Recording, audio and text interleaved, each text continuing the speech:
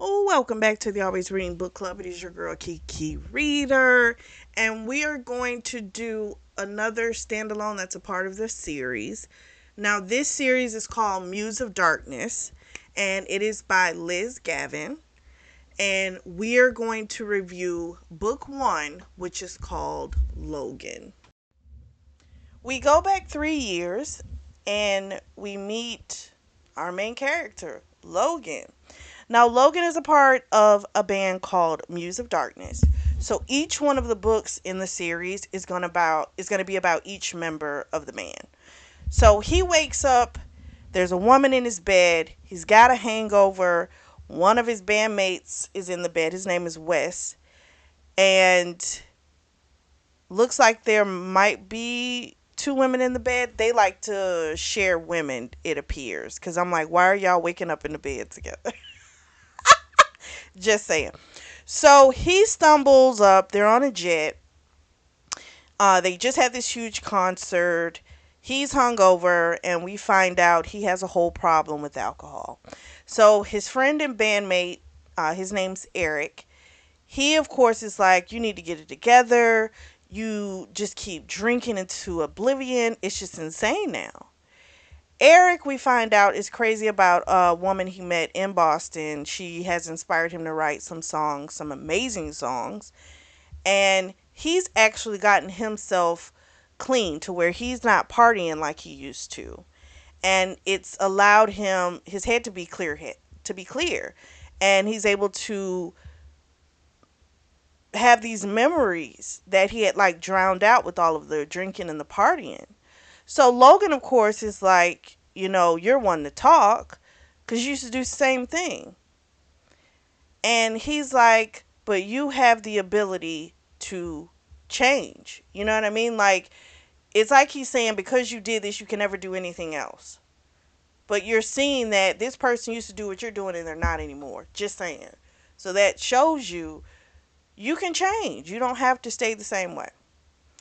But normally, that just sounds like something a person that's an addict, or if they're being accused of a behavior, that's like class A of what their response would be. You used to do it. So he's in a sad state of affairs, our boy Logan. They have this, massive concert. He has more money than God, and he's miserable. And he spends his time trying to be in an altered state. And he feels as though he needs to feel numb, because if he's not numb, then that means he's feeling pain, which is so sad. But I am very curious to find out like, okay, what brought this on. We do find out that they're on their way to San Francisco. One of the women who'd been in the bed, she had a French accent. She came and she was trying to get him to come back to bed, and he's like, "No, go away." Like, he doesn't want her. And he can barely remember what happened the previous night anyway. We are still 3 years back. We then meet Allie. So this is going to be from Allie's POV, which I love the back and forth. Um, different POVs. So Allie is sitting there and her boyfriend Ty is telling her, yeah, you're right. This isn't going to work. We're clearly not compatible. He's like, the whole time we've been together, you might have had like, what, 2 or 3 orgasms? He's rich, and he lives in this, like, I don't know, 10,000 plus square foot home. And she says, when he makes that statement, she gets pissed off. And she had been kind of meek the whole time with the conversation, but after he says that portion, she just kind of unleashes. And she says, you know what? Not everyone wants to be tied up like a hog for sex. And I'm the one that doesn't want to be with you. And this is over. So she leaves, and she lives in Redlands, California, which is she walks. It's a mile and a half away, her parents' home, from where she was, which is kind of crazy. The vast wealth, the difference when just walking, a mile and a half.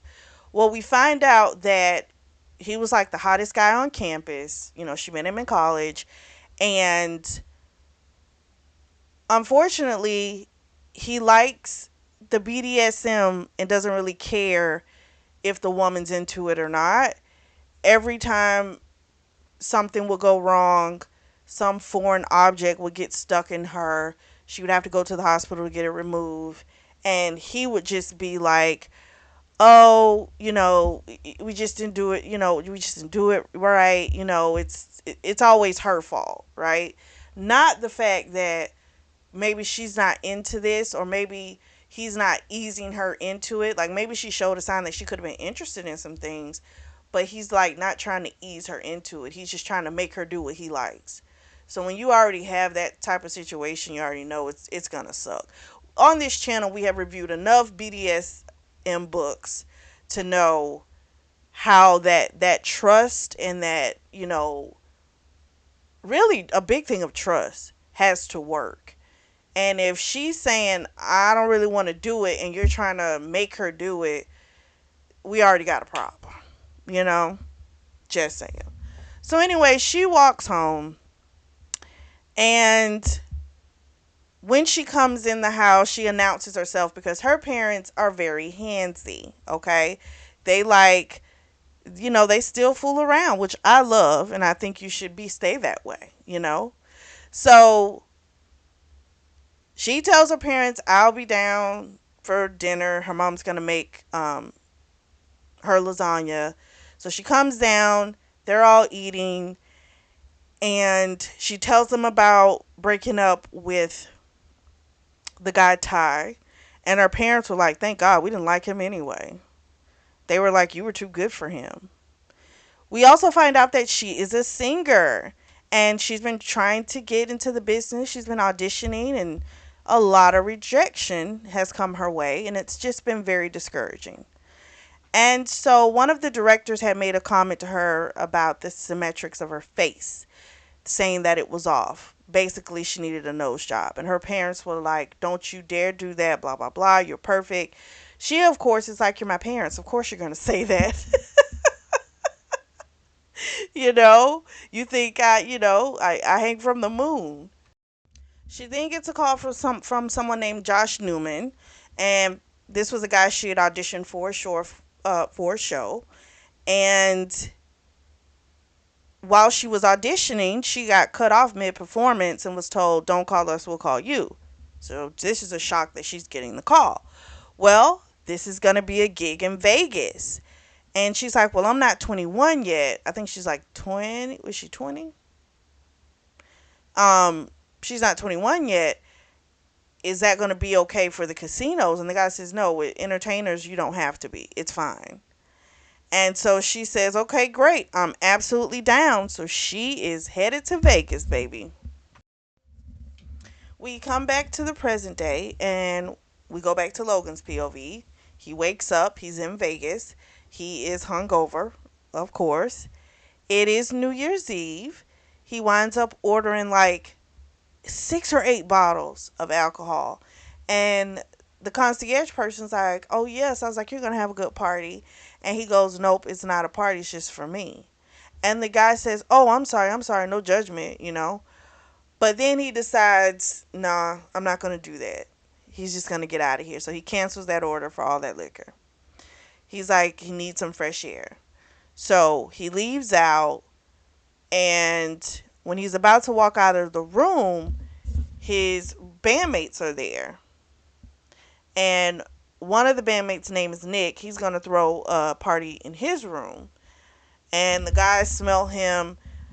And they're like, gosh, you stink, like you need a shower. And they're thinking he's leaving to go get drunk again. And he's like, no, I just need some fresh air. And they're like, are you coming to the party? And I'm just kind of like, do y'all really feel like he should come to the party? Because he has a problem. So he tells them no. He says, again, he just needs some fresh air. So he leaves, but as he's walking away, he's got to make sure he walks straight. Because he feels his balance off, but if he shows that, then the guys are going to get concerned. Again, another sign that you have a problem when you have to act like you don't. Just saying. He gets into the elevator. A guy recognizes him, and the guy asks for an autograph. And he said something to the dude like, "I'm so sorry. This just really isn't a good time." And the dude's like, "It's cool. It's cool. I understand." So then when he gets out of the elevator, there's about three girls that start screaming because he is Logan and they want pictures. He notices this brunette, blue eyes, and she's just laughing. And so she winds up saving him, playing as if she's his girlfriend. So she wraps her arms around him and it's like, "Hey girls, enough for the day." He, of course, immediately taken with her.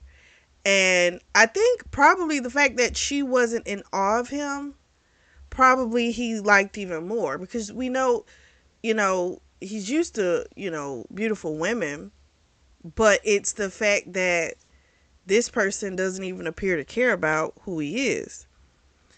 So she gets in the elevator with him and he's about to get out again, but there's like 12 girls that are coming, and she pulls him to a different part of the casino, and she's like, "Wait here for him to leave and then you can head out this back way," which he was grateful for because he had no way of getting back. So then he asks her for her name. She doesn't give it, but she goes out on stage. He's in the kitchen area and he hears this thunderous applause. So of course he goes to look. They say her name is Allie Howard, and she does a cover of his song called Angel. So she's got an amazing voice. And after that song, she starts singing other stuff, and he's in awe because she sounds absolutely amazing. So he's standing there listening, and he's just thinking, "I have got to know every single thing about Allie Howard." We switch to Allie's POV, and we find out that she saw him in the kitchen watching her. And so when she comes off stage, he's just like, "You are absolutely amazing." She, of course, is now, super shy. This is totally different from the woman that he met, very confident, but this is different. And he realizes she gets shy when it comes to recognition of herself. So he tells her if she would like to go and talk. And she's thinking, of course, a few things in her head. She's got a roommate. So, and she's not sure if her roommate is going to be there. So he says, "Would you like to come up to my suite?" And she's thinking, okay, it should be safe. She'll make sure someone sees her go up with him. So when she sees the security guards, George, she says, "Hi, George." And he acknowledges her. So she feels a little bit better about it then. So they go up to the room. He asks her if she wants something to drink. She says red wine. And he orders a Bordeaux and 2 tequilas for himself. Now she's thinking he doesn't need to drink because she had already, could I guess, smell liquor on him. Because she was thinking, isn't he already drunk? So they're sitting there. Eventually they start talking, and we find out that she felt that intensity, that zing as well when they met, when they touched. So he starts asking her, "Why have I never heard of you? X, Y, and Z." And she said, "Well, it's not for my lack of trying, but apparently I don't have the look." And he makes the comment that basically says, looks aren't everything. It's about the talent. Which makes her feel like that's his nice way of saying you're super talented, even though you're not that cute, right? Um, and that should negate your talent because you don't fit the mold. So she asks to go use the bathroom, and he's like, "Are you okay?" She's like, "I'm fine." So she goes in the bathroom, and we find out she got picked a lot in high school about her looks, and it brought up a lot of insecurity. And so his statement just kind of pulled all of that crap up. I feel like I don't even want to say it pulled it up because she clearly has an issue with the self-esteem, already. And She doesn't say exactly what happened with the bullying, just kind of like it happened. Hopefully, we'll get a little bit more information about that as we keep, going through the book. But clearly, she got treated like crap in high school for how she looked. And sometimes it's not that you look bad, but if you do look different, people will pick. You know what I mean? So it sounds like that could have just been the issue. That she didn't look like everyone else, but that doesn't mean that you look ugly. You know what I'm saying? We switch back to Logan's POV. He, of course, doesn't he said. When she comes out, he doesn't want her to leave. He says, I'm sorry. He's like, I don't know what I did to make you upset, but I'm sorry. And he asks her to stay. She agrees. They talk about songwriting. He acted, what did he say?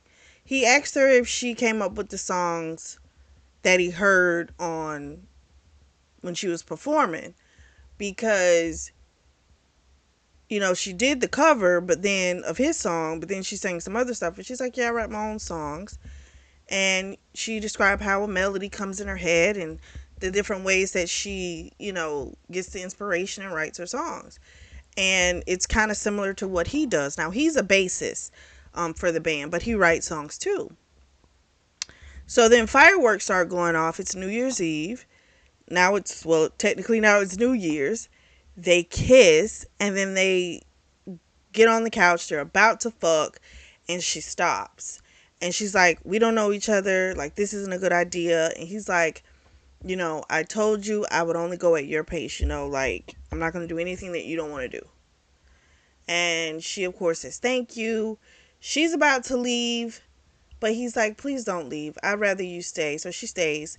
They get in the bed. She's under the cover. He's on top of it. They fall asleep. They wake up. Her ass is on his couch. He could tell she wasn't asleep, so he winds up putting a finger in her cooch. And he's like, if you don't want me to do it, you have to tell me. And he winds up being able to finger her and get a couple of orgasms out of her. And then they fall back asleep. And when he wakes up the second time, the sun wakes him up, but she's gone. And he feels this emptiness. And he realizes with this one, if this shit don't work, this could literally break him. Allie is telling her roommate D about what happened. And D's like, wait a minute. This night, you had a night with a rock star and you didn't do it, She's like, you should have went for it. She's like, he's only going to be here for a short period of time. You could have enjoyed him and moved on. You're thinking about something that could possibly happen. You don't even know if that's going to happen, And what if your heart gets involved? Like, you can't worry about that all the time. You have to live in the present. Because now, guess what? You're thinking back. It's now the past, and you regret not doing it. And I was like, that's deep. I like the girl D. Like, she's saying some real stuff to her. Here's the thing. If she didn't want to sleep with him and she was okay with the decision and she didn't feel regret, that's different. Then you did make the right decision, right? But if you feel like, I shouldn't have done that, like I made the wrong decision, I get what D is saying. You should live in the moment, enjoy it. You know what I'm saying? So I do understand that. I was like, shout out to her. Her roommate D/roommate, friend, she plays drums in a band called The Experiment. There are 3 other guys in the band, and she apparently fucks with them all. So D was like, of course, I would have did it. And Allie's like, I don't think any of your boyfriends would have been happy with that. Like, they don't care if you fuck around within them, but you can't be going outside of them. And she's like, yeah, you're right. So then she gets a phone call, unknown number. She keeps ignoring it. And then D says, what if it's the producer? You remember you auditioned for that show? And she's like, oh, shoot, yeah. So she answers, but it is our boy Logan. So she, of course, is like, how did you get my number? And he says, well, when he went to the bar, where she performs, the manager was there, and when he asked about her, of course, the guy gave Logan her main number, all her information. And she's like, I'm gonna have to talk to his ass. But anyway, he's like, I'm only here for 2 days and I would like to spend it with you. And so she decides to take the leap. She's gonna do it. And he's like, I already have a car on the way. So she leaves. And the driver shows up. His name's Charlie. He's an older guy. And she gets along with him. They have a nice, conversation because the ride is about 20 minutes to the venue. And they become fast friends. It was really sweet. So they get to the venue and they're performing like a little mini concert. So they were shooting a video. It was a secret location. Like 200 people are there. And after they got done shooting the video, then they decided to give the crowd a show, which I think is actually pretty cool. So then they're all swept up, taken back to the limo. And the West guy winds up saying to her, me and Logan share girls. And Logan grabs her and he says, I'm not sharing Allie. And she, of course, got wet, not because West wanted to share her, but it was the fact that Logan wanted her, that possessiveness. And so she's deciding she's going to dive in head first and hope her heart doesn't get involved. I personally think it's already too late. I was like, oh, I was right. I kind of figured they might share girls because they all woke up in the same bed. So even, I know you don't have to do that, right? Because everyone has their own different kink. But for some reason, I just thought if they're waking up in the bed together with their women, I bet you they'd swap girls, partners. I guarantee it. And sure enough, they do. But that says a lot about the fact that with her, he doesn't want to share. The West guy apparently had also been playing with Allie's hair and she went real stiff. But that was his way of trying to see, like testing her to kind of see. This isn't said out loud, but because we're in Logan's POV, we find out that he's been talking about her all morning. So Wes was doing this because he wanted to see, like, okay, is this girl for real? Because my guy is completely crazy about her. Our homeboy is really crazy about this woman. So it looks like she passed the test.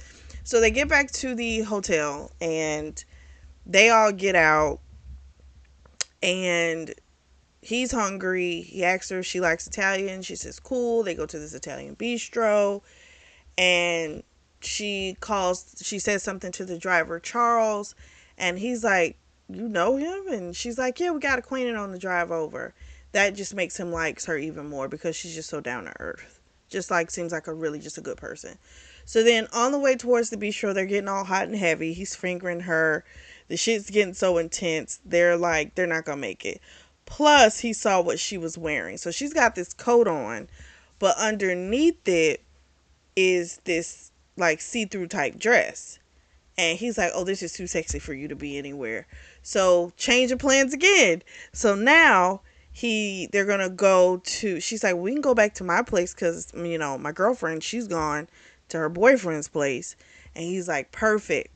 So he calls his manager to have them order food from the bistro and send it to the house. And so she taps on the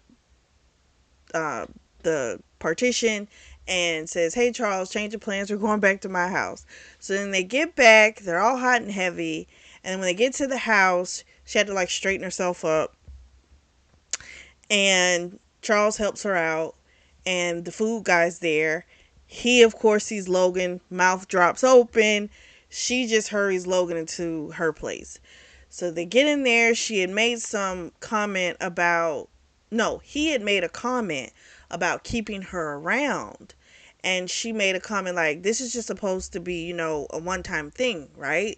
Like, you didn't mean it when you said that. That was just a joke. And so normally for him, it would be, a joke, right? It's not something he means. He normally wants the one and done. Unfortunately, he views her differently, and hearing this kind of shatters his little heart. What comes out of his mouth is, cool, no problem. But she did see disappointment go across his face, but just as quick as it was there, it left. But she was like, you know, this is what she needs to do to protect herself.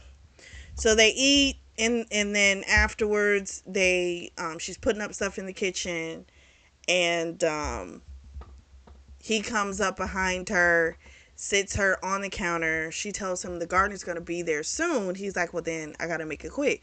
So he eats her pussy, makes her come, and then they go upstairs, and sure enough, soon as he was done, here comes the gardeners.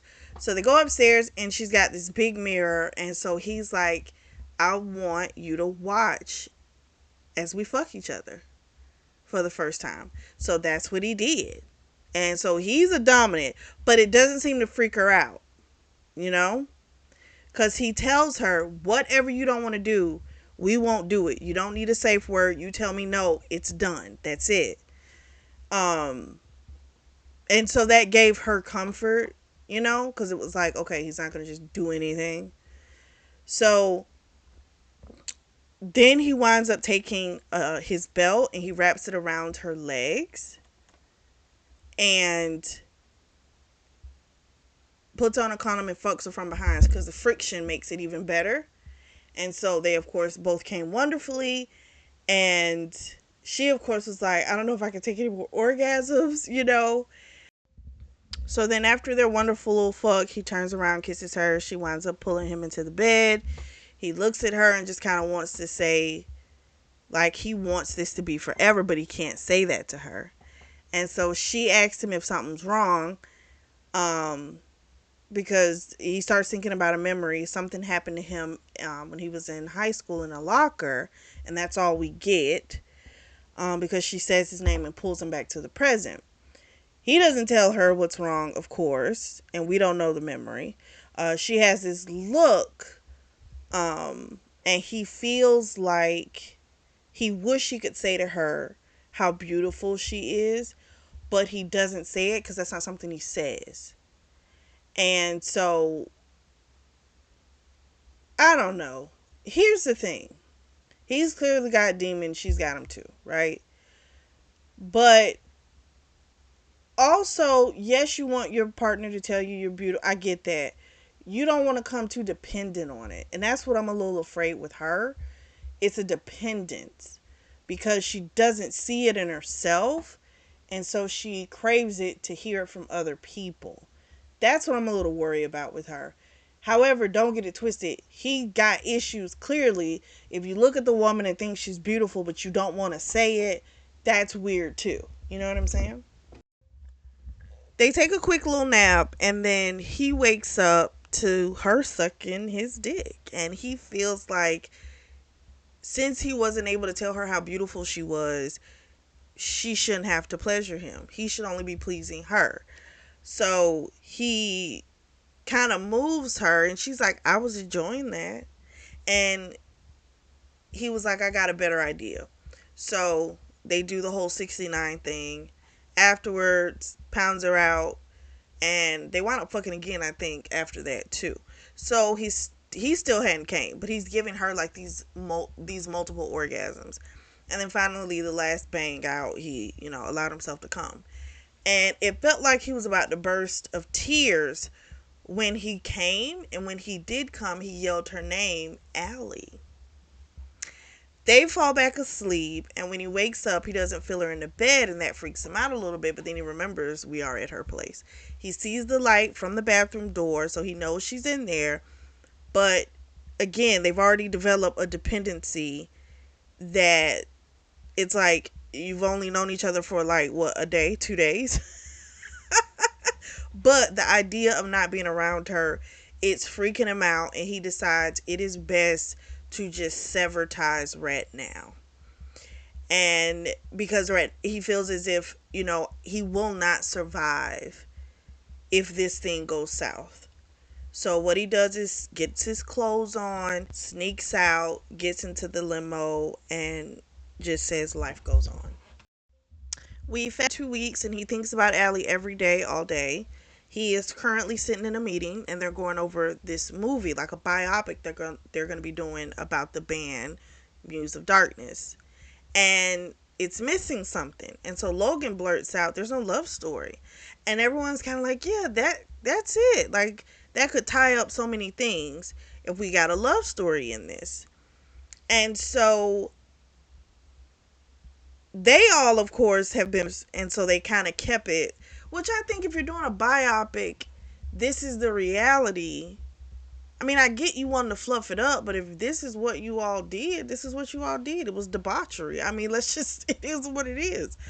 But they decide they're going to create a love story, and he has an idea.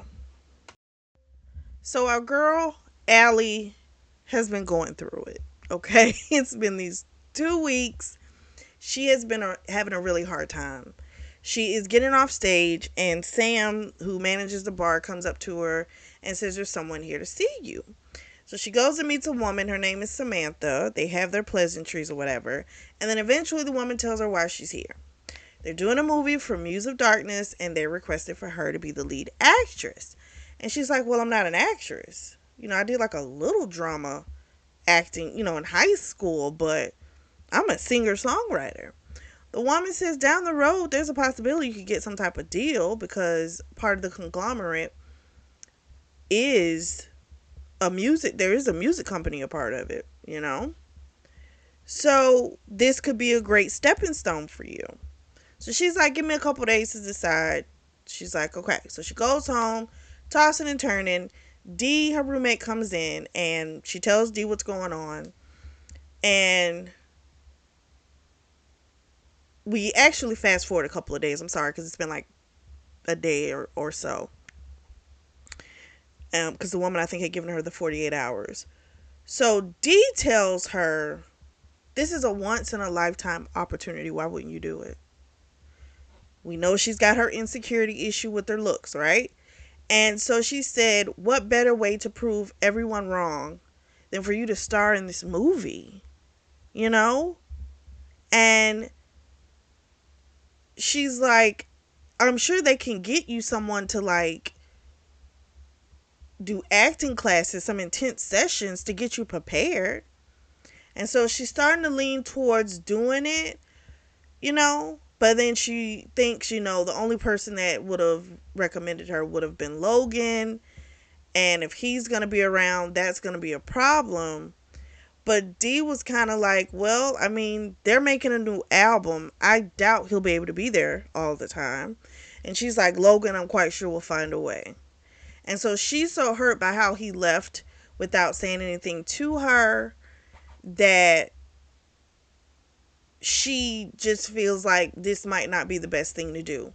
Because remember when I explained how when he was coming and he yelled her name, but he felt like he was going to cry? Well, she saw that. She could hear him cry. It was like he cried out her name.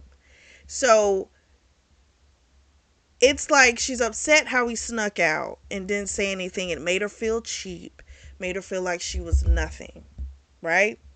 But it's like, and I can understand her feeling that way, okay? Not negating that feeling.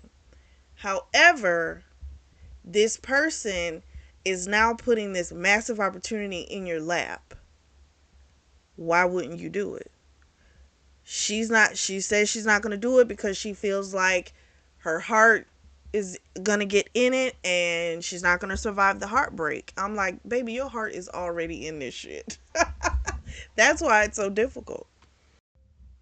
We switch back to Logan's POV. He's arrived in Vegas to meet up with our girl Allie. Okay, he's coming to grovel for forgiveness and to see if he can get her to take this part in the movie. So when he gets in the limo, he says, "Oh, hey, Charles," and he now calls him by his first name, which is crazy because he's known this man all this time, and he never used to use his first name. But after what happened with, Allie and Allie getting to know him, he kind of felt like like a douchebag. Like, damn, like I don't even know my driver's name. Also, Charles gave him a very disappointing look when he got in that car in the wee hours of the morning. Like, Charles knew he was sneaking out, right? Because if you all, when you got in the vehicle, you're all, can't keep your hands off each other, this and that. What normally would have happened is she would have walked out with you or at least came to the door, hugged you, something. So Charles knew he was sneaking out, and he very much felt disappointment coming from Charles because Charles, experienced Allie and felt like, she's a genuine good person. So when you see someone treating a good person bad, it's going to kind of aggravate anybody. But he does ask Charles for some advice on getting some type of a gift. So Charles takes him to some like mall. He gets this teddy bear that has a guitar, and it makes him think of Allie. It's purple. And so the cashier notices who he is and is like, "Is your name Logan?" And he's like, "No, that's not me." And he gets out of there because as soon as that person says his name, a ton of people in the store turn around to look. So he purchases and he gets the hell out. He goes to Allie's front door and Dee answers. Now she threatened him, like, you come in here, you better not hurt her. You know what I mean? Like, if you're gonna hurt her, like, you're gonna have to deal with me. Allie comes down and she says to Allie, "Do you want him to stay or do you want me to get rid of him? Because I've already threatened him." And she's like, "I can handle him." And so Dee leaves. They go and sit on the couch. He apologizes for leaving the way that he did. He was like, "I know it was wrong to do it that way." And he says that he was afraid that if he stayed, he wasn't going to want to leave.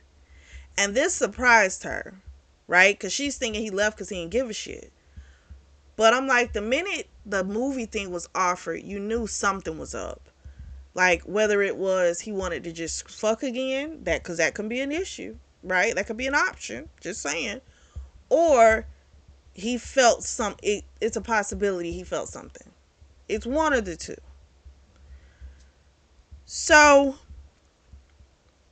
he's like, the studio really needs an answer.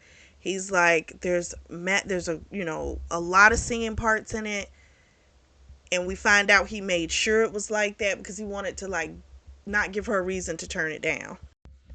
He finally says to her, "I think you are the most spectacular, beautiful person I have ever met." That shocked her because she didn't expect him to say that. And he said that he normally doesn't say things like beautiful, gorgeous to people because he doesn't want to reduce people to just what they look like. And we find out he experienced a little trauma. So when he was in high school, he would get bullied really bad. So that must be that whole locker thing that he described earlier. He got bullied really bad. He was on the swim team, and he was bulimic. And so he really got bullied a lot. So I see why he doesn't want to place so much on physical appearance, because he did that to himself, and look what happened. And she, of course, is like, "Oh, I'm so sorry," and she agrees to do the movie. He didn't tell, that whole thing again. He didn't tell her about the musical aspect of it, that he had done that to try and make sure she took the role. He didn't tell her that. But that was part of him kind of finessing, playing with the script. So now he's ready to fuck, right? Because he's been missing her. And he says, like, "I miss being inside of you. Like, I need to be inside of you." And she's like, "I don't think that's a good idea since we're going to be working together." And he starts thinking, what in the actual fuck? So our girl Allie, she's going to move to San Francisco for a period of time. That's where they're shooting the movie. And her and Dee, they're not going to keep this rental in Vegas because Dee's going to go on tour with the experiment. Doesn't make sense for them to just keep throwing money at this place. That's just kind of, no, there's no point. So they're going to get a place in San Francisco, and they're packing up, and Dee basically wants to know, are you okay? What's really holding you back from basically being with Logan? Like, why are you putting that restriction, just professional? Like, what is that about? And she, of course, is like, I need to protect myself. I need to protect my heart. Technically, he's my boss. He's funding the project. And, Dee says, it's messed up the way that he left you. Yes. And you may have forgiven him. But I think you couldn't try something with him. Just proceed with caution. But I feel like sometimes with some people it's difficult to proceed with caution. It's like some people are just, you dive in. It happens. It doesn't happen with everyone, but with some people it does happen when you just want to dive into it. And I think that's part of the problem. I feel like if she had real guardrails where she felt like she could, go at a slower pace, she would do it. But I think she knows it's literally got to be all or nothing. Because if I start messing with him, it's full steam ahead. It's just, that's the way it would be. So we fast forward. She's in San Francisco. It is Valentine's Day. So Dee's preoccupied with her band members. Because remember, she fucking with all of them. So our girl Allie decides to get dressed up. She's going to take herself out. You know? And she gets herself dolled up, and when she looks at herself in the mirror, she's like, you know what? I look beautiful. I look good. And that was nice to hear, as far as reading in the book, that she could say that to herself, because she is so dependent on hearing other people say it. It's like, baby girl, you've got to feel that way about yourself first. You need to feel that for yourself. So I was happy when I read that portion. So there's a knock on the door. It's Logan, because she knows it's no one else. It's not going to be her family. Logan don't want to know her address, so it's like it's him. And when he sees her, he's like, please don't tell me you're like going out on a date. And she's like, and what if I am? He's like, just tell me that you're not. Please tell me you're not. And she's like, we agreed, like, we're outside of this movie. That was the agreement. And he's like, well, I want to take you someplace. It's not romantic, but it's a fun place in the Castro district. And we find out he is from San Francisco. He lives here. And so he wants to take her to this really cool place. And they do karaoke. So she has some wine. It's making her feel some type of way, but no lines across. They sing a bunch of songs on stage. We find out this bar is special to him because the owner of this bar actually had contacts in the music business, which is, I think the guy's name is Roy, and he helped them get their first deal. And so from time to time, they come back and they perform shows for him, which I think is super sweet. So afterwards, he takes her home, walks her up, to her door, and that's that. She, of course, is aching for him. But again, I'm like, this is a decision you made. I understand the reasons for it, but you gotta, this is your decision. This is of your making. We fast forward a month. Poor Logan. They haven't gone out any other time after the karaoke. He's having a hard time because he sees her all the time. It's driving him crazy. He decides to walk to the offices just to get some fresh air. And when he gets in with the meeting with the guys, they of course have noticed this change in him. He has not been drinking since he met Allie. And so he decides he needs to go see her. So he goes to where she's having rehearsals. And the guy, Jack, he's her acting coach. He thought it was like some old guy, right? But when he peeks in and he hears them grunting and making these noises, he thinks she's in there fucking somebody. So he winds up punching the guy. She, of course, is like, what are you doing? We're going over my scenes. And then he feels super stupid. The guy wasn't mad. He said, I get it. If I had someone that perfect, yeah, I get it. So he had also made the comment, Logan, get away from my girlfriend. Okay? So they go ahead, they finish up their scene, Jack and Allie, and she's looking at him, and it seems like there's a little exhibitionist in her because it's like she's with the other guy, but she's watching our old boy Logan. So they get the scene done. Jack leaves. He winds up pulling Allie. Logan pulls Allie into a sort like a closet space, and they make out. And then he fingers her, makes her come, and I'm like, there's just too much with these two. So anyway, I mean, they've both been miserable. Um, he could tell, she could tell he was. It's just too much sexual tension. But she's still on this thing of she's not gonna budge, and that made me laugh because I'm like, she got her she got an orgasm, and then she's like, still not fucking with you. So it's been weeks. They've started to shoot the film, and every day Logan comes, and every day Logan sends flowers.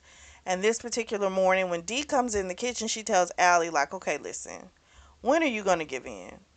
She's like, your restraint, it is amazing. It's great. But when are you going to give in? You like him. He's not going anywhere, you know? She's like, I get what he did was messed up. I understand all of that. But hasn't he proven to you that that's not something he'll do? So she goes to shoot that day, and she's so used to seeing him on set, but he's not on set this time, and she feels disappointment that he wasn't there. So when he does show up, it's the last scene, which is the sex scene. But it's not really, because the director doesn't want like a full blown sex scene, just kind of give the idea, like we know what's about to happen, but then she'll cut it to black. So after this scene, he pops up and says, nice job. She's got on this strapless nude bra and panties, and she's got a robe on. And the first thing that comes out of her mouth is, where were you? And he goes, you missed me? And she says, like water to a desert. And he's like, don't say something like that to me if you don't mean it. And she says, I mean it. And she says, I'm sorry, he says, thank God. So he grabs her, kisses her, and then he's like, we got to get out of here. She's like, I got to change my clothes. He says, no, you don't. We're going to my place. So they go to his penthouse, and he's got a private elevator, and the cameras only show who's going in, but they don't show anything inside of the elevator, which made, he wanted to play in the elevator. However, um, it's only this short amount of time before he gets up to the penthouse, to the top floor. So they get in the penthouse, and he takes her to his playroom. Now she cringes a little at first, okay? And she does admit to him. She says, I don't have the best experience with this, you know? And he tells her, then who you did it with did not know what they were doing. He said, trust me, I will make this feel good for you. Um, what you don't want to do, you tell me no, we won't do it. And so she's like, okay, she decides she's willing to try it. So she's also decided she'll take her heart out of the equation. I'm like, bitch, you're not gonna be able to do that. And she feels like she'll let him do whatever to her body, but she's not gonna let him get to her heart. She's just not gonna do it. We switch to Logan's POV, and he is crushed because she actually made that comment. She said it to him. She said to him, like, this is just gonna be sex. That's it. He's crushed to hear that, you know. Normally, he likes to hear no commitment. It's like, oh, great. But, this is different for him. But he tells her that's fine. Because at this point, he'll take her any way that he can get her. And he feels like at some point he'll just wear her down and she'll want the commitment. So he's got like the St. Andrew's cross. He winds up eating her pussy, makes her come. He teases her a lot. She's like, stop teasing me. Eventually he takes her out of the playroom. Now there's a bed in the playroom, but he takes her out and he takes her to his personal bed. And he told her this is going to be a night of first. He's never had a woman in his actual bed. He only takes them in the playroom and to fuck with them. So then they wound up having a nice heart fuck. He was trying to save her, but she was like, "No, give it to me faster," because she was ready. We fast forward 6 months. The movie's gonna come out soon. She's on tour with the guys, Muse of Darkness, and a woman named Maria's been there. I think she is with Wes. And then there's a woman named Carlotta who is with Eric. But she's a bitch. Like, just just awful. So she is not the inspiration for his songs. It's another woman. A redhead from Boston to be exact. But anyway, our girl Allie is about to go on stage and sing the song, which is like the title track from the movie. And the Carlotta girl is being a bitch, and she's like, this isn't the same as when you have, a few people in the crowd. There's a lot of people out there. And Maria's like, you're going to do great, X, Y, and Z. Like, ugh. So, yeah, Carlotta's a nasty bitch.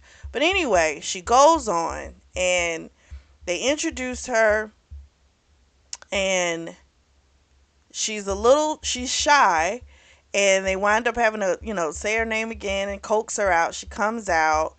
This is her first live performance with the band, so she's nervous. She's got on an outfit that's purple. It's like the teddy bear that he gave her when he came back groveling. And they've got a purple light that shines on her, so it makes it shimmer. And she goes out and she fucking kills it. The crowd is yelling. They're yelling her name, Allie, Allie. Like, they are super hyped. And so she does a few more songs with the band. And afterwards, when she's coming off, they wanted her again, so she goes back out. It was beautiful. So Logan comes up, kisses her, and she tastes whiskey. So he's back to drinking. Or maybe he never really stopped. I wonder. So anyway, this threw her mood off. She was on this high, right? And this just threw it off. So they go to dinner, and he makes some comment about how their sexual chemistry is like off the charts. So after dinner, the band is like, we'll catch you guys later, X, Y, and Z. And when they were on tour, she had promised him, like, when they got back to San Francisco, this is a heck of a thing. She had said she'd try anal once they got back. And she looks nervous, and he's like, I promise you, I will make it good for you. I'm not going to do anything to hurt you, blah, blah, blah, blah, blah. So they get up to the penthouse. He's got rose petals out, strawberry lube. He's like, only the best for you. And what else? Oh. And in the limo, I forgot to mention, he took like another shot of scotch. And he tells her, like, his drink is no more than normal. You know what I mean? And she's like, there's something going on. Like, would you tell me what it is? She sees this look across his face. So she knows something's happening. But he just closes his eyes and he pops back up the bubbly personality. And she's wondering, what secret is he keeping? What is he not telling me? Because clearly something's else going on. They go upstairs, they kiss and stuff, and then he gets the lube out. She tenses up. He eats her pussy, fingers her ass at the same time, opens her up, flips her over. He tells her he wants to look at her when he fucks her in her ass. And sure enough, that's what they do. They have a great session. And she's so tired and exhausted from the orgasm, she passes out. Next day, gets up, damn near noon. She didn't realize she was out that long. There's a knock on the elevator. It's Kim, who is Muse of Darkness's manager. And Logan had ordered up some breakfast, but Kim came with some great news. So there's buzz about her, of course, with social media and her performance. And so Tarmac Records, they want to offer her a record deal. And so, of course, she is stunned into silence. She's so happy because this is her dream. She wants Kim to manage her. Kim's like, good, because I was going to try and um, convince you to, let me be your manager anyway. So that worked out.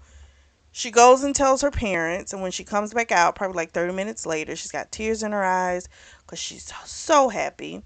Logan is sitting at the grand piano, not really playing anything, and she says, scoot over. And he does, but he's got another drink. And she says, before breakfast? And he says, we're celebrating. And all she can think of is, why is he trying to ruin my perfect moment? So Allie and Logan, they get into this argument. She brings up the fact that he's drinking a lot, and he's like, I'm not an alcoholic. I don't have a problem. I know how to control it. And she's like, yeah, that's what every alcoholic says. And so he winds up having two more drinks, and then he wants to get out of the apartment. She's playing the baby grand piano in the background. He leaves, gets in his Lambo, decides to drive to Carmel, which is where Eric lives. It's about 2 hours outside of San Francisco. And I'm like, this bitch been drinking. And I'm like, let's hope nothing happens. Well, anyway, he almost hit this old man because he drives up on the sidewalk. So he drives to Eric's house. Eric is writing a song about this woman. Um, and her name is Christine Day. And it's a really beautiful song. And clearly, our boy Eric is in some pain. Okay. So then Eric and Logan have it out, and Eric is just kind of calling him out on this shit. And he's like, you chose today that she gets this amazing news to drink more and more and almost kill somebody, by the way, let alone possibly hurt yourself. And Logan was like, not Logan, I'm sorry. Eric knew he was on his way because Allie had already called him. She called him first, and then she called the other bandmates because she figured he was going to come to Eric first. So he's like, what is it? Is it professional jealousy? Like her star is rising and you're upset? Like, what is it? And he says, no, I'm happy for her. It's not that. And he's like, you're one to judge. You parading Carlotta around. How do you think Liam feels? I'm like, oh shit.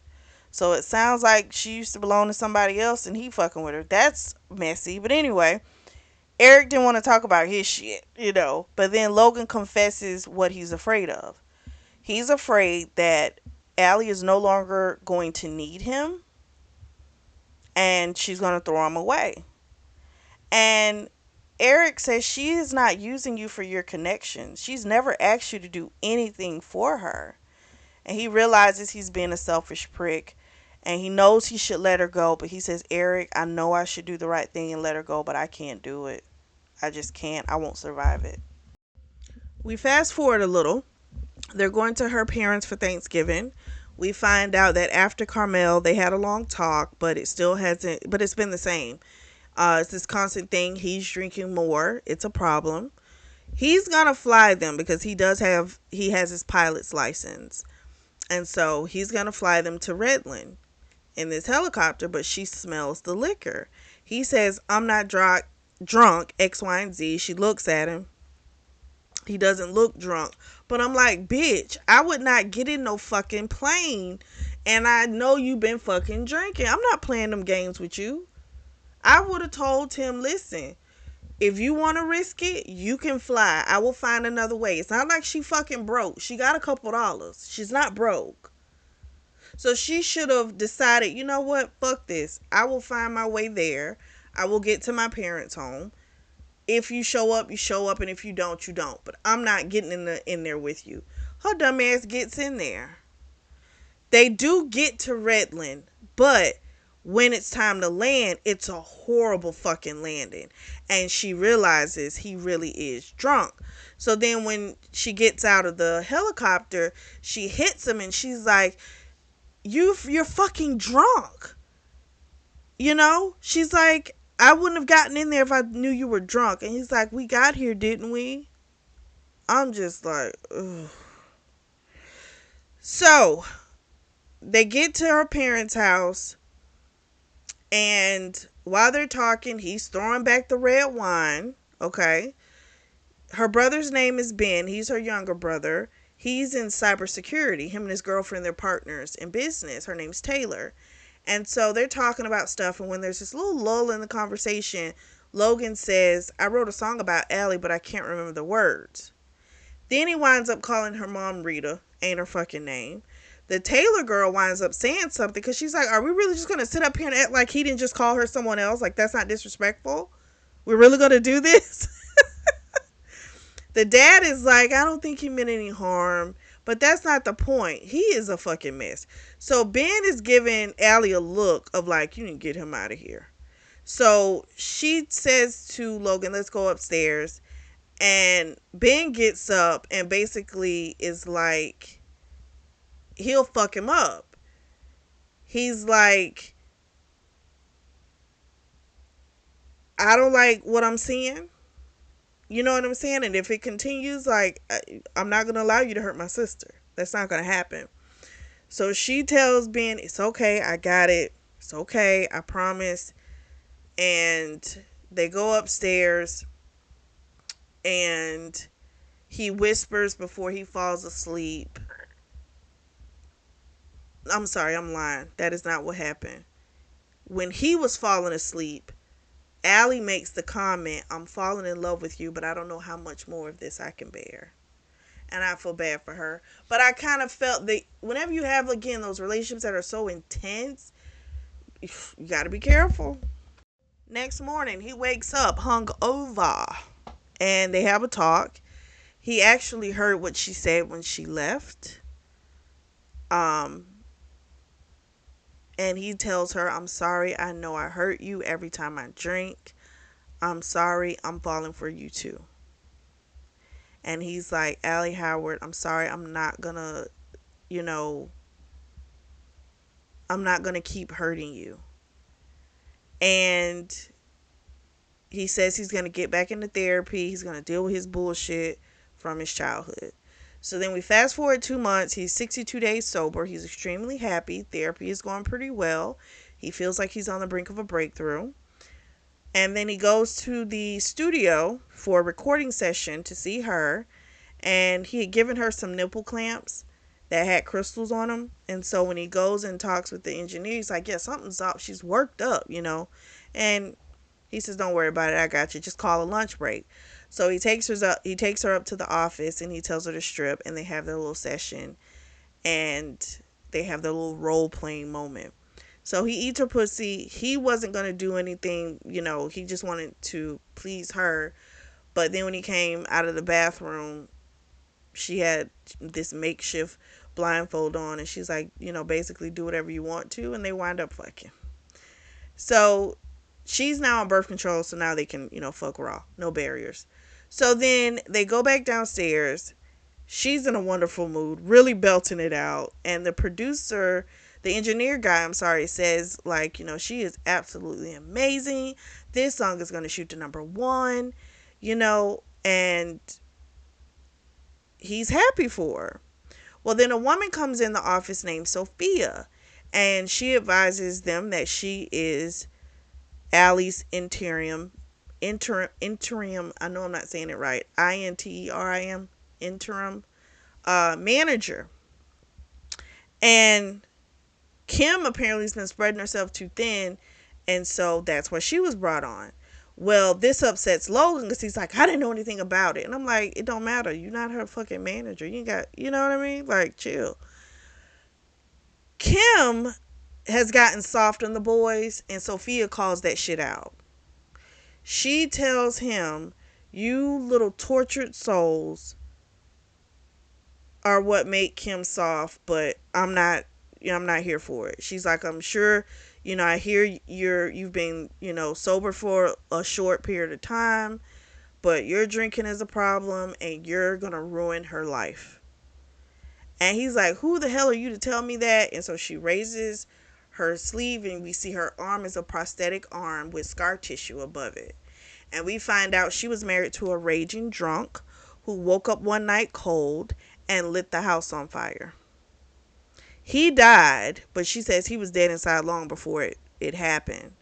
But she says, I know what it's like to deal with an alcoholic, and no matter what, you're still an addict. And you've gone a little time without it. But when something triggers you, what are you going to do? And that can be something that could really fucking hurt her, you know? And he's like, I would never hurt her and all this type of stuff. And he realizes, he does love her. He's like, I would never hurt her. But he does feel like he's drowning. Hearing this information, it's doing something to him. Again, it's a trigger. So Allie comes out all happy and he's like, I gotta go. Don't wait up. So he's like, I'll be late. I got a meeting about the movie, which is a whole ass lie. I'm like, he's finna go get plastered. I already know it. Because he can be triggered so easily. It's the very beginning of it, 62 days is not that long. Not saying you shouldn't be proud of it, but you got to be realistic. Later that night, he comes home and he just sits in the living room. So she eventually comes out and they both need to talk. We get some truth. So basically, his birth mother took him when he was about 10 months old to his grandmother on New Year's Eve. Said she was coming back for him and never did. So that's why he hates New Year's Eve. That's why it's like the worst day for him. Makes sense. Okay? But he tells her, we had, since I met you on New Year's Eve, like I have new memories. Now she wants to know if her recent success is what's putting a wedge between them. He said, no, it's not. They admit to each other they love each other. I'm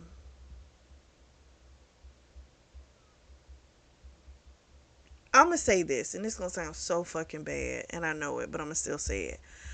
Okay, he got abandoned as a child, which is deplorable. It's awful.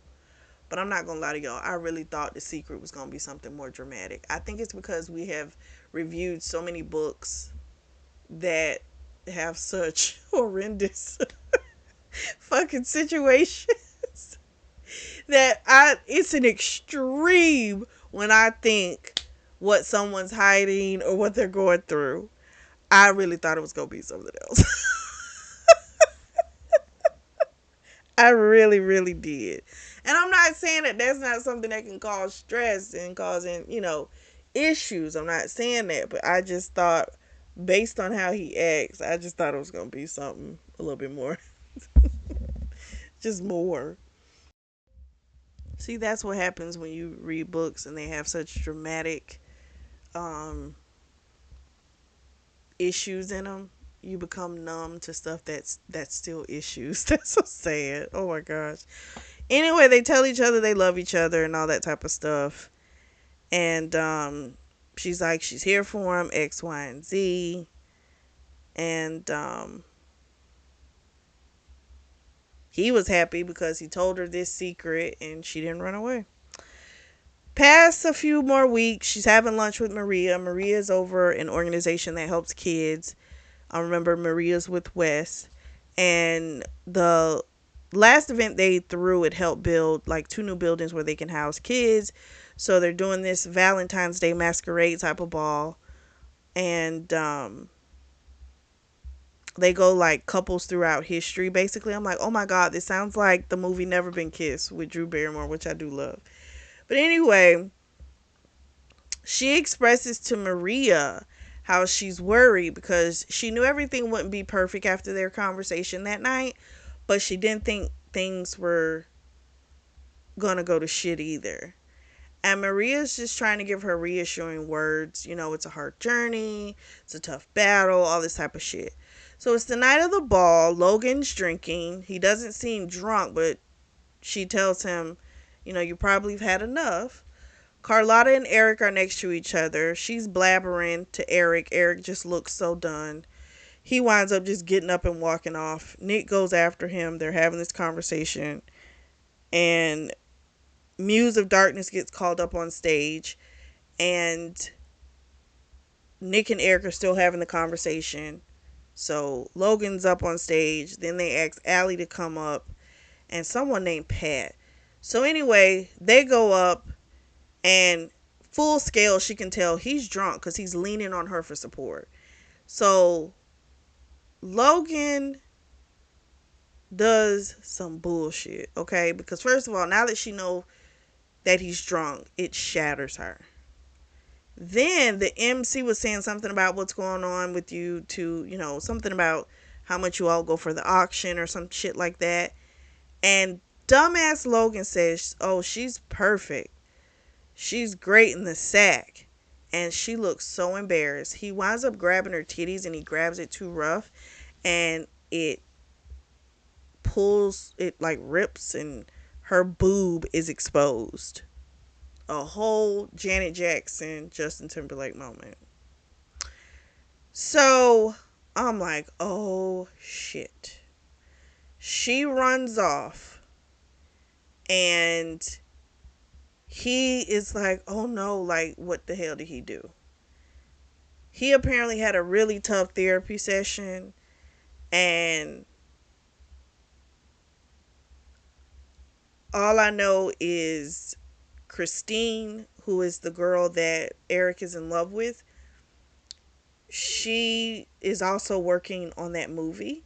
And so she left and Maria left. They went to go check on Allie.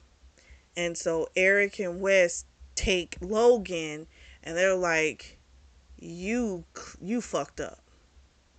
You've embarrassed her. So his bandmates grab him and they're like, they need to throw him underneath a shower or something. Kim comes in. She's pissed off because she's like, they're calling for an emergency meeting at Tarmac Records because I think they're going to try and terminate Allie's contract because they're thinking about what happened with Janet Jackson, that whole blow up. And so they figure to cut her off now so they don't get any backlash. So he's like, let me come with you. Let me try and fix this. I messed up. I know I messed up. X, Y, and Z. So they get to the meeting, and sure enough, that's exactly what they wanted to do. They wanted to terminate the girl's contract, which Kim points out, you terminate her contract, it's going to cost you millions. She tells them she's got so much fan support right now. Look at social media. You know, like you don't want to cut her off, and social media is sympathizing with her. So they decide they're not going to terminate her contract, but they've got a plan that Logan is going to help them with, and that's all we know. So Kim takes Logan home. He thanks her for everything because, listen, she sacrificed her personal life for this band, so she really loves these guys. And she says, I know, she's like, I love you guys. I'm here for you. So he goes up to the apartment. She's not there. He goes to her place, parks outside. Dee comes out and tells him, I can't even get a coherent word out of her. She's been crying that much. So she tells him to leave. Or she's gonna fuck his car up. So he leaves and he's calling her phone and it's going to voicemail, going to voicemail, going to voicemail. And then eventually he leaves a voicemail crying, saying that I'm no good for you. I'm sorry, but I've messed up your life enough. You don't deserve to be tied down to me, blah, blah, blah. So he basically dumps her over voicemail. But I mean, how else he gonna do it if you ain't gonna come to the door? If you ain't gonna answer the phone, then that's what happens. I'm just saying.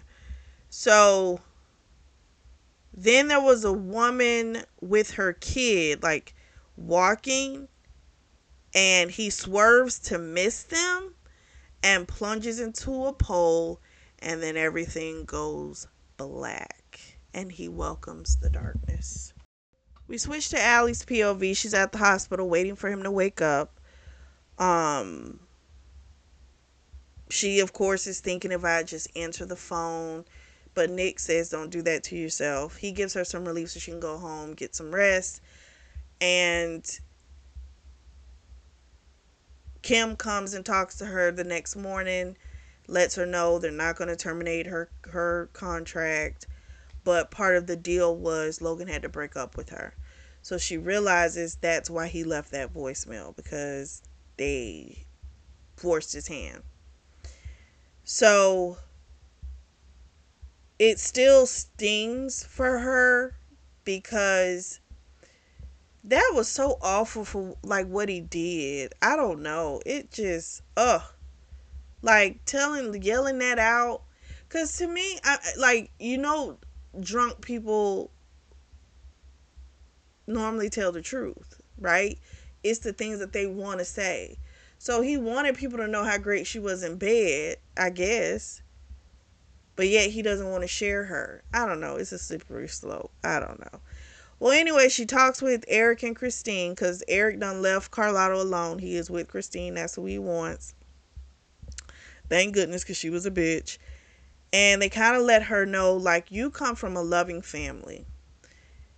You don't know what it feels like to be abandoned. And she's like, she kind of felt like I felt, which that's it. Like, I thought it was going to be something more dramatic. But for him, it's like it's like something he loves is going to leave him. That's how he feels. Like he's a plague.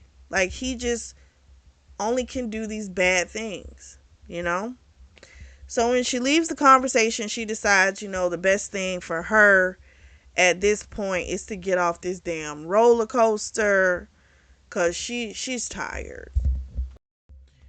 Logan wakes up 2 days later. Allie's in the doorway. He sees the look on her face. He doesn't remember too much. He remembers a stroller, a woman, but he doesn't remember everything. And so she feels for him and she lets him know what happened, got him all filled in, and even about the breakup, and that she knew everything, but that she couldn't do it anymore. She said, I can't be on this roller coaster. I got to get off. And she's like wondering if you're going to wake up again. I can't survive this. Like, I can't do this. So he doesn't fight her. He says he understands. He loves her. And then she leaves out and he calls his therapist and he says, I'm ready now. I'm ready. So we fast forward 6 months. He's been in a facility and he found the root of his problem. So the reason his mom left, she was a teenage mother. It wasn't because she didn't love him. She was a teenage mother. And she couldn't do it. And I know there's plenty of teenage mothers that can, but everybody can't do what else can do. You know what I'm saying? That's just how the world works. And his grandmother, she died, I want to say when he was 15, but it's not because he did something to make her die. It's because she had cancer and she died. But he was equating everything to, they're leaving because of me. I'm the problem. I'm the problem. If I wasn't who I was, this wouldn't happen to people that I love, right? So once he was able to really conquer them, again, he's not fully cured, right? But he now knows and he can conquer those demons. So he's a little afraid to leave. He doesn't know what's going on with Allie in her life, if she's in a new relationship. Like, he has no fucking clue, right? So when he walks out, he sees Allie. And she's right next to the limo. And she's got on his nipple clamps, and she's also put the gold butt plug in. And so when they get in the back, he winds up eating her pussy, and they have their fun in the back of the limo. They go back to his apartment. They have a sextathon. That's the best way to put it. They eat, they sleep, they fuck. So later on, he asked her how her album was doing, And she says, well, it's number one in a few countries. He's super happy for her. She then asked about this upcoming event she has in Vegas and wanted to know if he could come and perform with her. And he's like, I'd have to get clearance from my doctor for that. That might be a little too much. He said he wasn't able to do practices with the band either. And she's like, well, could you at least just come to Vegas? And he says, I'll talk to my therapist about it. And she's like, okay. So she goes to Vegas. She's singing her songs, doing great. And she did a song that she wrote for him while he was in rehab. And people love that song. And then all of a sudden her mic starts messing up, like there's a malfunction, and Logan pops on stage with his bass, and the guys from the band are there as well. Logan had wrote a song for her, and the name of the song was Gorgeous, which I thought was so freaking sweet. They leave from there and they go to the suite where they, like his original suite that he had when they met. And right before they go in, he gets on his knee and asks her to marry him. She, of course, says yes. Everyone's in there, which works out because they can get married like right now because it's Vegas. They don't have to do all that waiting shit. So we fast forward a year. He's taking her on an anniversary trip to a place in New Orleans called Sex and Sinful. It's a sex club resort. And so him and the guys used to go here when they were single, but him and her have been like up in their kink, and so this is where he's gonna take her. So they do a little tour of the place, and it's people fucking everywhere. She's like, oh my gosh, it's like everywhere people are fucking. So then they go to their room, and the room is floor to ceiling mirrors. So they're one way mirrors. So they can look out, but no one can look in. So the kink that she had wanted to explore was she wanted to watch people have sex while they fucked, but didn't want them to see them. So they have their nice little session, and they're able to watch other couples fuck. So, and it's like 3 or 4 couples that they can see through the mirrors. And so they are trying to have kids. She's off the pill. They're hoping this trip they'll get pregnant. And listen, your kink is your kink. Have fun, be safe, as long as it's consensual. It is what it is. But I got a feeling that their asses are going to up it. Eventually, I feel like it's gonna keep going up, right? The risk factor. And eventually, I feel like they're gonna be involved in orgies. Because you gotta remember, he's used to, being to sharing chicks and stuff with Wes. He used to do it. So I'm just saying, I don't think it's too far fetched for for something like that to happen in the future. But that's how it ends. And the next book, if you all, again, remember I said each book is about each bandmate. So the next one is about Eric and Christine, the woman he loves. They're about their story. So if you guys want to read that one, you can. It literally is just called Eric. That's the fun part about these with the names. But what did you all think? I really liked it. I thought it was sweet. I liked that, you know, it wasn't they had a conversation or he met her and all of a sudden he no longer needs the drink. I like that it was more realistic. They had quite a few conversations and his behavior never changed, which is more realistic when you're dealing with someone that's an actual addict, I would think. Like, that's what you really would deal with. It wouldn't be one conversation. So I like that it was more real, you know? And I like that she finally got to a place of, listen, I love you, but because of your disease, you are not able to love me properly, and I gotta let you go. I'm glad she was able to love herself enough to do that. So I really liked it. And again, I promise I don't think that not having your birth parent is a small feat. I promise I don't think that. It's just that with these books, it's always something so freaking dramatic that I thought it was just going to be something else. But then you hear like how he was with his grandmother, he lost her. He equated that to him as well. So it makes sense, his abandonment issues and why he feels the way that he feels. It makes sense. But yeah, I did think it was just gonna be something else. Let me know what you guys think of what you thought it was gonna be, the secret. If you are in the market for a beautiful notebook or journal, I do have those available, and the link is going to be available down below in the description section. Make sure you like and subscribe.